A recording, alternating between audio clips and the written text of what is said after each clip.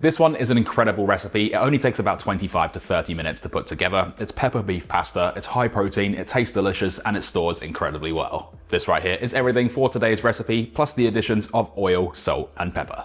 Now there's minimal prep for this one. We're going to need 1 brown onion. Just take off the tip, slice it in half through the root, and then peel it. Dice this one up nice and small, so just make those thin slices stopping at that root, which will hold the onion together. Do the horizontal slice if you like to do it. I just find it breaks up the formation. And then just go through and dice this into small to medium-sized pieces, making sure that you trim off any excess flesh from around that root so we have no waste. Crush 3 cloves of garlic with the side of your knife to just break down the compounds, and then we can go through and roughly chop. Doesn't need to be perfect, but we do want this to be quite small. The reason I'm chopping it up instead of grating it is because I want those larger pieces so it becomes nice and nutty, but you can grate it if you want to. Just be careful because it can burn quite quickly. Like I said, doesn't need to be perfect. We just want something that looks like this. An optional ingredient is some flat leaf parsley, no specific weight and only use it if you have it. I'm going to be using this through our sauce as well as a garnish, so it is completely optional. Just go through, give it a rough chop, make sure there's no large leaves or stems, and you only want something that looks like this. Bring a large pot of water to a boil and then generously season it with salt. Doesn't need to be ocean water though. Add in 300 grams or 10.5 ounces of a pasta of your choice. I'm using spirals. Give it a mix to prevent anything from clumping and cook it for 2 minutes less than the packet instructions, and then drain. Now for our sauce, get a large pan over a high heat. You can also use a pot for this with high sides. When the pan's nice and hot, add in 1 tablespoon of olive oil. I'm using 750 grams or 1.6 pounds of 5-star beef mince. If you're using a higher fat content, you can skip the olive oil because the fat in the beef will be enough. Spread this out just so it's not all clumped up. We want to get a nice surfaced area on this so we can get a nice crust. I'm also going to add in a touch of salt, obviously for seasoning and helps draw moisture, and about 10 cracks of black pepper.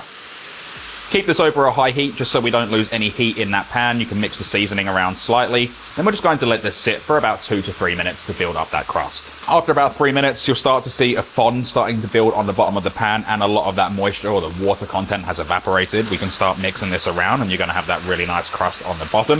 In total, we want to cook this for about 5 to 6 minutes. So it's already been cooking for 3. We're going to cook this for a further 3 minutes. So at this stage, I'm going to add in all of our brown or yellow onion, as well as that minced garlic.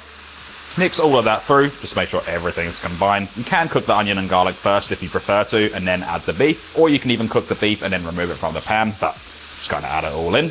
And we want to cook this for about 3 minutes so the onion and garlic can infuse and pick up a lot of that flavour left behind from the beef, and the onion's moisture is also going to help deglaze the pan.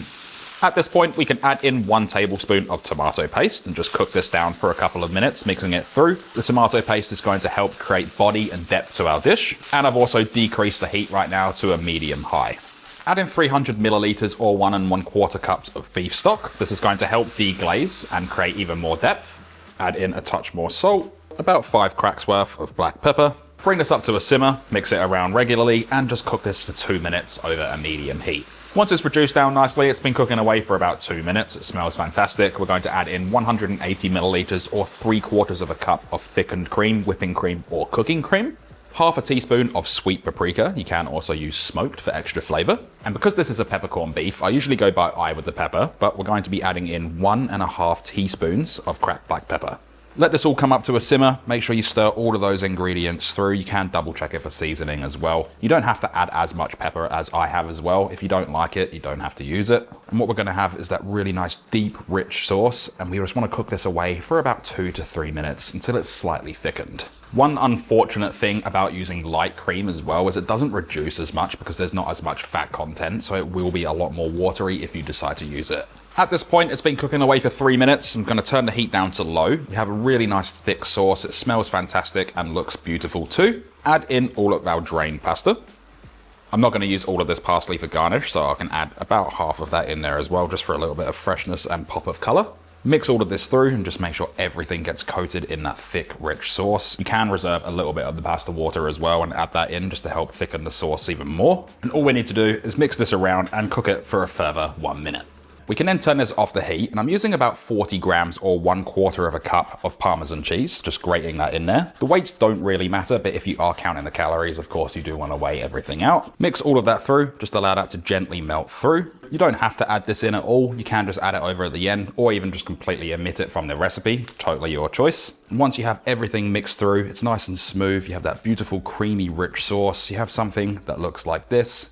We can remove it from the stovetop. Now this recipe serves 5. I'm using 750 milliliter containers, just evenly portion them out between the 5 containers. You can weigh them individually for more accuracy if you prefer, and make sure you top them off with any leftover sauce that may be in the pan. Garnish it up with a little bit more Parmesan cheese. You don't have to do this now, you can do it after it's been reheated, and I'm also going to hit it up with that remaining flat leaf parsley, which is of course optional.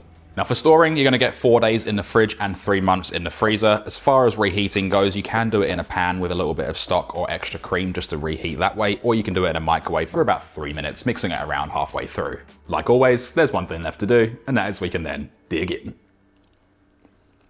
This is an awesome recipe from something so simple. The sauce is rich, it's creamy, has that nice little pepper taste to it without being overpowering, an overall delicious dish, and I cannot wait for you guys to make it.